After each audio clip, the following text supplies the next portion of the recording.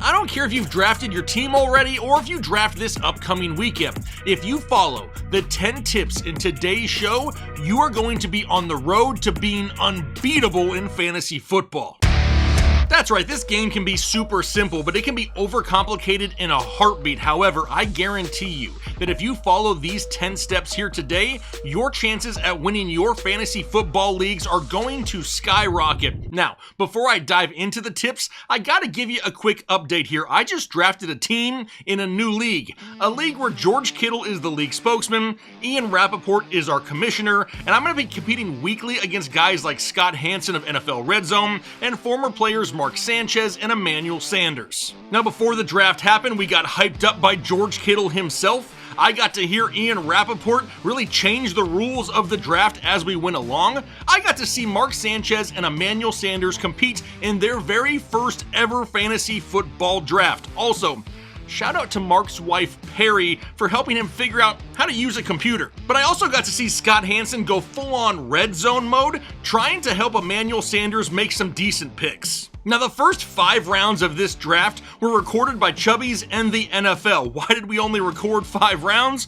Those 5 rounds took over an hour. It was pure chaos. Now, as soon as Chubbies and the NFL releases that video, I'm going to be doing a reaction to that video and posting it on our channel for members only. So if you're not an official member of Headliner Nation, consider hitting that little blue join button just below the video. Now, before I show you the team that I drafted in this league, which is an absolute banger, by the way, I gotta be sure that you are hooked up and good to go with some Chubbies gear. I'm not even lying to you when I say that this is the most comfortable polo shirt I have ever worn. I don't even like the Broncos, but they sent it to me and I put it on, and I don't want to take it off. So be sure to go get something to rep your favorite team, and I'm gonna give you a discount. If you use promo code HEADLINERS at checkout, you're gonna get $10 off your purchase at chubbyshorts.com/headliners. There's links down below in the description. Like I said, $10 off your order with promo code HEADLINERS, and I'm not even joking.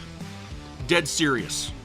This shirt, I don't even care about clothes for the most part. This thing is freaking comfortable. But all right, let's go ahead and pull up what my team looks like here for the 2025 season in this league. At quarterback, I got Caleb Williams. I waited till the very end to get a quarterback. Quarterbacks went early and often in this league for some reason. So we got Caleb Williams for now, a little foreshadowing. Our running backs to start off with, we got Derrick Henry and Kyron Williams. The starting wide receivers, Drake London and Tyreek Hill. At tight end, we got David Njoku. The flex, Alvin Kamara. With the Texans defense and Matt Gay as our kicker, but our bench is absolutely jacked on the bench. We got DeAndre Swift, Teteroa McMillan, Aaron Jones, Deebo Samuel, Ricky Pearsall, and Brian Robinson. Why the hell is Brian Robinson on this team, you're asking? Jake, you don't even own CMC.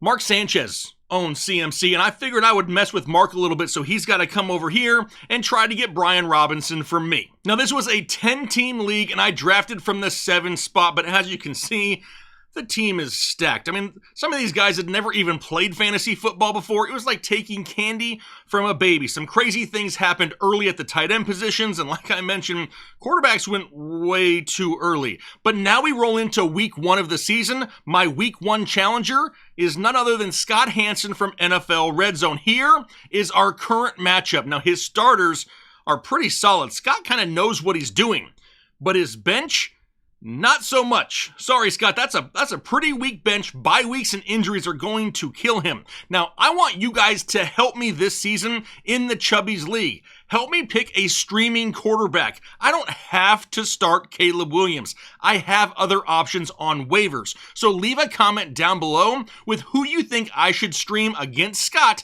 in week 1. Now tell me also why I need to make the change from Caleb to the quarterback that you're suggesting. Sell it to me. But I'm also going to be putting a poll up over on our community tab for people to vote there as well. Now here are the top options available on the waiver wire, the guys that I'm considering. Currently, don't forget, I got Caleb Williams. He plays Monday Night Football in week 1 at home against a tough Minnesota Vikings defense. Now on the waiver wire, I got CJ Stroud on the road against the Rams. We got Matthew Stafford at home against Houston. We got Bryce Young on the road against Jacksonville, Tua Tagovailoa on the road against Indianapolis, Russell Wilson on the road against the Commanders, and lastly, Trevor Lawrence at home against Carolina. So be sure to go vote. Leave those comments down below. Who should I stream at quarterback here in week 1? Now, I'm going to be having you guys help me set my lineup all season long, so if you're not subscribed yet, you definitely need to. But okay, now let's dive into those 10 tips that you need to follow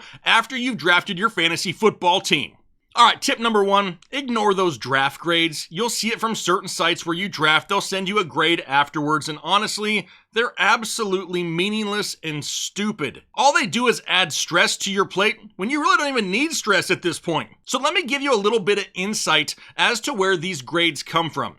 Depending on the site in which you're drafting, they want you to take the guys that they like. If you don't, your grade's gonna suck. Now, for the most part, they want you to take the guy who's always at the top of the draft list in the draft room. That's who they want you to take. If you were to take the top guy every time, more than likely, you get a good grade, but you got a crappy team. So do not put anything into those draft grades. If you really want a true grade on your team, you need to have an actual conversation with somebody. They need to know your draft settings. They need to know your scoring settings. They need to know how you construct your lineup. They need to know everything about your league in order to accurately dissect your team. I'm not going to name this site because I'm not trying to bash people here, but I found one this offseason where if you drafted like 4 or 5 quarterbacks, it gave you an A grade because of the points they score.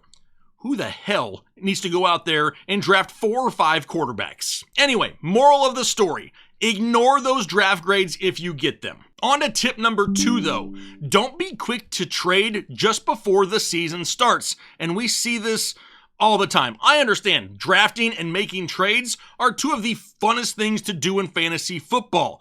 But why are we going to draft guys that we like and that we wanted just to trade them away before we've even had a chance to use them yet that season? Sure, there's going to be guys that you miss. Somebody that you really wanted in the draft and one of your league mates took them just before you. But trying to get that player now, you're going to have to overpay. Why are those league mates going to do you any favors and give you your favorite player? You went to them before the season even started. They've already won the deal. They know how much you really want and need the player. Any smart owner is going to jack up the price, and that's not what you want to do before the season has even started. Now, we all have some of those clueless league mates, right? And they'll send you some stupid trade where they absolutely lose. They're getting some player you don't even really care about. In return, you're getting some solidified stud. Okay, we can take advantage of those trades. But trust the process. We put in so much research in the offseason to go out and get the guys we want. When we have them, don't trade them away before we've seen them on the field. Which now brings me to tip number 3. You need to go through the free agent pool and add any undrafted players that you really liked to your watch list. This is going to make it so much easier to track those players that you really liked in the offseason the first couple of weeks of the regular season. On most sites that have a watch list, you can add a player and then filter by the watch list so you really have it nailed down as to what guys you need to pay attention to at the start of the season. Because remember, like we just said, we put together a ton of research in the offseason. If we've identified a player that we really like and they went undrafted, is there an opportunity for that player to add our team at some point? Maybe you suffer an injury earlier. Instead of scrolling through the player list forever trying to find a name at the last minute, you already know who you've identified as a player you want to add if you possibly can. Which takes us to tip number 4. You need to go through your team and be brutally honest with yourself about your team's strengths and weaknesses. Now, after my drafts, I typically throw my roster into a spreadsheet and really look at it from top to bottom. Are there any areas in which I think I could improve in? Are there any areas of this team that are overwhelmingly solid? And let me tell you why that is important right there. If you understand what your team has in strengths and weaknesses, it's really going to help you make better decisions, not only on the waiver wire, but any upcoming trades in the season. If you identify early that, you know what, there's a lot of risk surrounding my wide receiver group, but man, my running backs are super strong. Now, by doing that, you're able to go look at other teams in your league, find somebody that may have a little bit of weakness on the running back side, but really has that overwhelming strength on the wide receiver side, so you can try to make a deal happen. But if you are not honest with yourself, with what your team is strong in and is weak in, it's going to be really hard for you to ever make a trade in your favor, which really ties into tip number 5.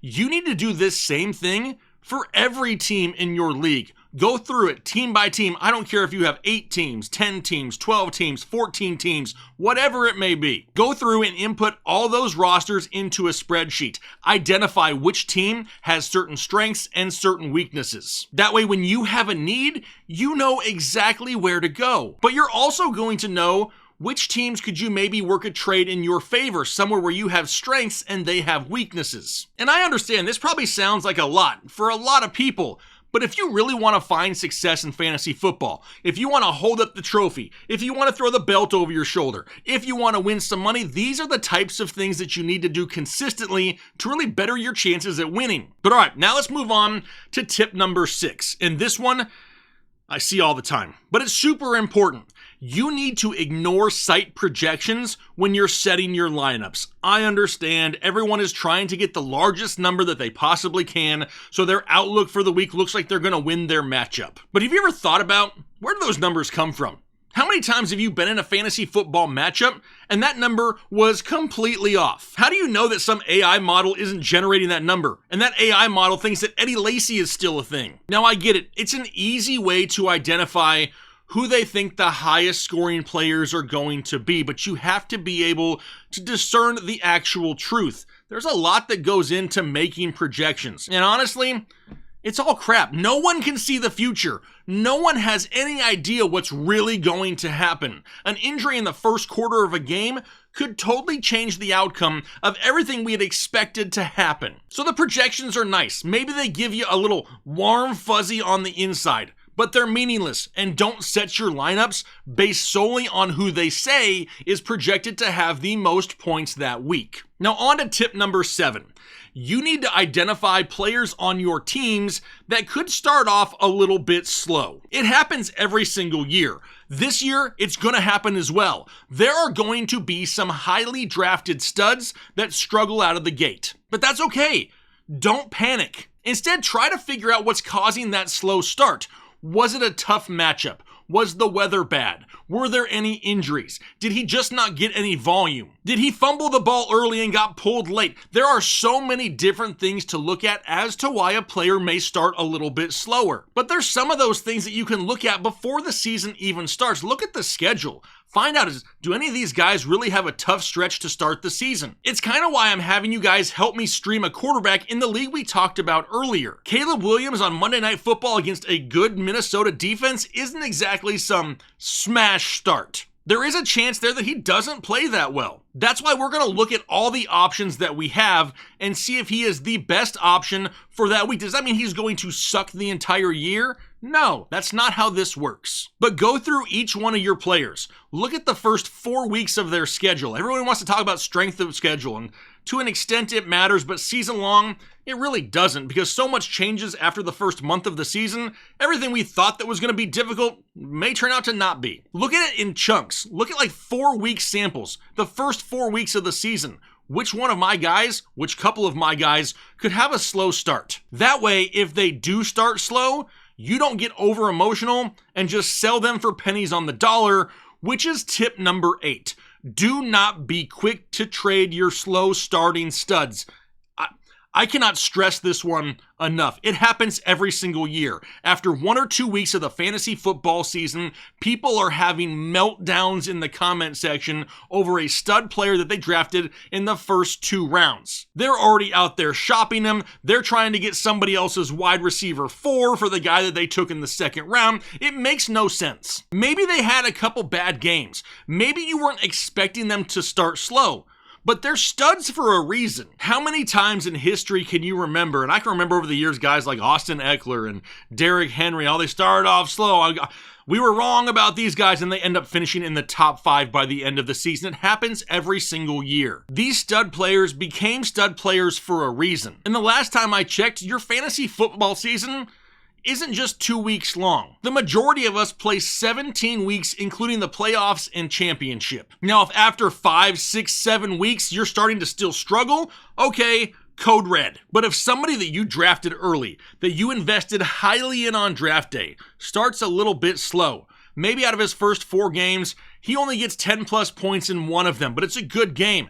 Don't worry. Don't panic. You have to remember that a lot of these high-end guys did not get a lot of work in the preseason. Sure, they were on the practice field, but when it came time to preseason games, what are they getting? 1 series, maybe 2? It takes a little bit of time for them to get back to game speed. It's okay. Don't panic about it. All right, next tip. Do not blow your fab budget or your waiver priority super early on in the season. I don't know if you've noticed or not, but there tends to be injuries in the NFL. The last thing that you want to have happen is there be an injury to your team late in the season, or maybe not even on your team, but you have a need somewhere, and somebody is on the waiver wire that's going to help save your season. But you blew your fab in week 2 on a player that's been sitting on your bench for weeks that you haven't even needed. Or I see a lot of people out there saying, I'm going to grab so-and-so just to block a league mate. Why would you use a high waiver priority or your fab budget on a player that you do not need? Now, I'm not sitting here saying you need to keep every dollar to yourself until the very end of the season. No, but be smart with it. Don't go blow it right out of the gate, because then you're just stuck with the leftovers. Great, you blocked a teammate from a player in week 3 that meant nothing, but now it's week 11 and you really need that running back and you have $0 to your fab budget. So when it comes time to grabbing somebody, that shiny new toy on the waiver wire, just ask yourself, how much do I really need this player? The need will then dictate how much you should spend on said player. It's like real life, right? You want to go to the store and you want to buy something for yourself. Can I afford that? Or can I not afford that? So this is like basically the fantasy football version of being good with your money. And I have a feeling there's a lot of dudes out there that just aren't good with their money. But anyway, the 10th tip, the final tip, something we have said since we've started this channel: trust your gut. You can watch all the fantasy football videos in the world. You can read every fantasy football article there is. But if you have a gut feeling about a player that you just want to have in your lineup, do not be talked out of it. Because let me tell you why. You do not want to sit the player that you had a great feeling about and then have someone else be wrong about that player and you have to deal with the consequences because you didn't listen to yourself. And this is coming from someone that wants you to watch all of our fantasy football videos. But we will never sit here on camera and lie to you and say, you know what? We are way smarter than you, and there's no reason why you shouldn't listen to what we have to say. No. There are people out there that do that, and it's completely wrong. No one sees the future, and there is no such thing as a fantasy football expert. If somebody is calling themselves an expert, that is an immediate red flag that you shouldn't be listening to that person. It's our job as fantasy football analysts just to provide information. Sure, we'll give opinions on things, but remember, it's your fantasy team. You are the one that's going to win the prize money. You're the one that's going to win the trophy or the belt or the bragging rights or whatever it may be. So consume all the information that you can, and then as a team owner, make the best decision for your team based on how you feel on the inside. There is nothing wrong in this game with trusting your gut. So all right, there you have 10 tips that are going to make you infinitely better at the game of fantasy football. Now the NFL season is close, week 1 right around the corner. Every piece of information you need will be right here on the channel. Whether it's waiver wire picks, start and sit decisions, rankings, Vegas odds, whatever it is you're looking for, we got you covered, and Headliner Nation is ready to walk away with some trophies in 2025.